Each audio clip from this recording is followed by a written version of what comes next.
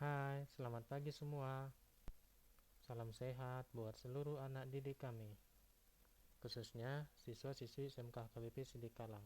Hari ini kita masuk materi kedua tentang perkembangan komputer.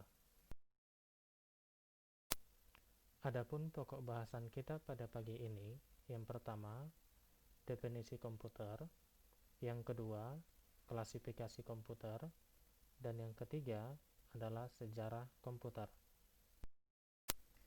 Komputer adalah sekumpulan alat elektronik yang dapat menerima input data dan mengolahnya menjadi suatu informasi. Nah, kumpulan dari alat-alat elektronik yang ada pada komputer tersebut itu terdiri dari motherboard, hard disk, memori, power supply, dan sebagainya. Berikutnya adalah tentang klasifikasi komputer. Komputer dapat diklasifikasikan berdasarkan data masukan, tujuan penggunaan komputer, dan ukuran komputer. Nah, berdasarkan klasifikasi komputer tadi, kita bahas pertama yaitu klasifikasi berdasarkan data masukan. Klasifikasi berdasarkan data masukan ini, dia dibagi lagi menjadi beberapa. Yang pertama, ada yang disebut sebagai komputer analog, yang kedua komputer digital, yang ketiga komputer hybrid. Apa sih komputer analog? Komputer analog menerima dan mengolah masukan data analog yang berbentuk fisik dan bersifat kontinu. Contohnya, ini bisa kita lihat di SPBU. Ketika kendaraan mengisi minyak, jadi komputer penghitung aliran bahan bakar minyak di SPBU itu masih bersifat analog. Kemudian komputer digital. Komputer digital menerima dan mengolah masukan data digital yang berbentuk angka atau huruf dan bersifat tetap. Ini siswa-siswi kami sudah sering menggunakannya dalam hal penggunaan komputer biasa yang sudah banyak kita kenal ataupun seperti laptop. Sementara yang ketiga, komputer hybrid. Komputer hybrid ini menerima masukan data analog ataupun digital. Nah, keunggulan komputer digital itu sendiri dibandingkan dengan komputer analog, komputer digital memproses datanya lebih tepat dibanding dengan komputer analog. Dapat menyimpan data selama masih dibutuhkan, dapat melakukan operasi logika, yaitu membandingkan dua nilai dan menentukan hasilnya. Data yang telah dimasukkan dapat dikoreksi atau dihapus. Output dari komputer digital dapat berupa angka, huruf, grafik, maupun gambar. Yang kedua, klasifikasi berdasarkan tujuan penggunaan. Ini dibagi atas dua. Yang pertama, general purpose. Yang kedua, special purpose. General purpose merupakan komputer yang dirancang untuk kebutuhan umum, biasanya untuk beragam pekerjaan. Ini contohnya sudah sering kita gunakan, sama seperti penggunaan PC, notebook, dan lain sebagainya. Sementara untuk special purpose merupakan komputer yang dikembangkan untuk kebutuhan khusus, biasanya berfokus hanya pada satu pekerjaan, seperti contoh komputer khusus untuk meramal cuaca, seperti itu. Klasifikasi berikutnya adalah klasifikasi berdasarkan ukuran.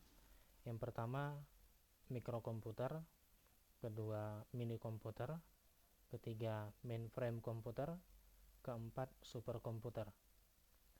Nah, mikrokomputer berdasarkan namanya merupakan komputer paling kecil ukurannya dibandingkan dengan jenis komputer lainnya.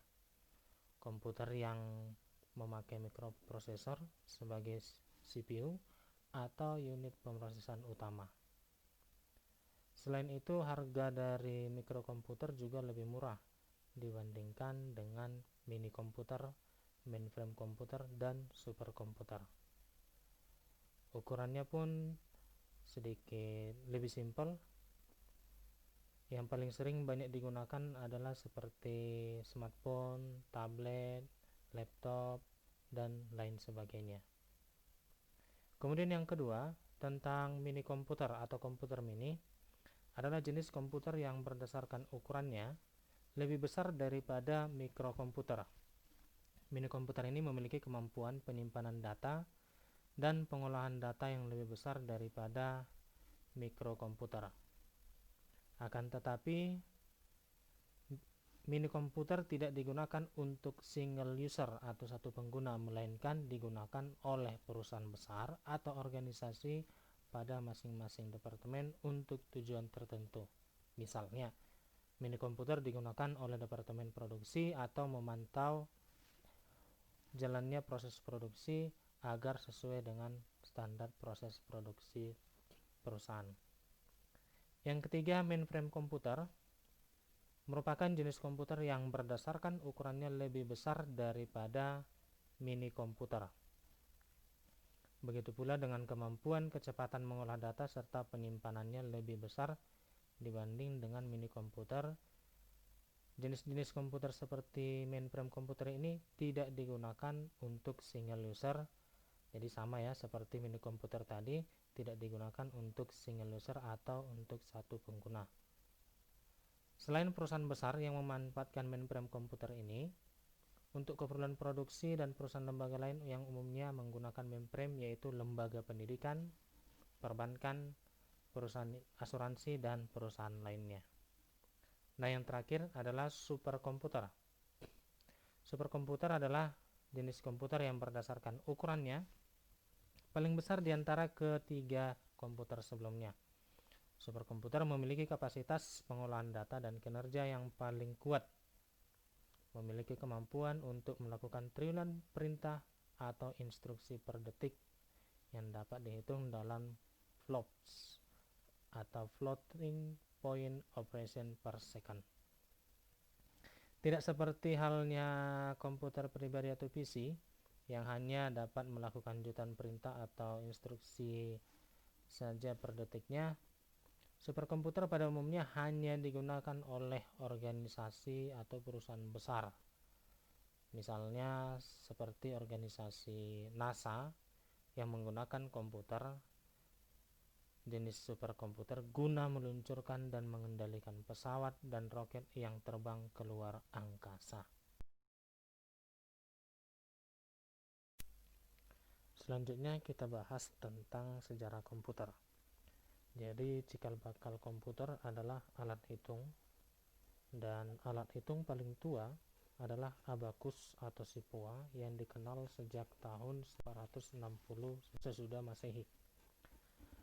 Secara garis besar, alat hitung dibedakan menjadi alat digital dan analog. Alat hitung digital langsung memperlihatkan angka-angka sebagai hasilnya. Salah satu contoh dari alat hitung digital adalah abakus atau sipua tadi. Abakus memperlihatkan hasil penghitungan langsung melalui posisi cincin-cincin pada kawat. Contoh alat hitung lainnya adalah kalkulator dan jam yang lebih modern yaitu jam digital. Sebaliknya, alat hitung analog tidak langsung menunjukkan hasil akhir. Hasil akhir misalnya ditunjukkan oleh kondisi tertentu seperti berupa panjang, tegangan, sudut, dan lain-lain.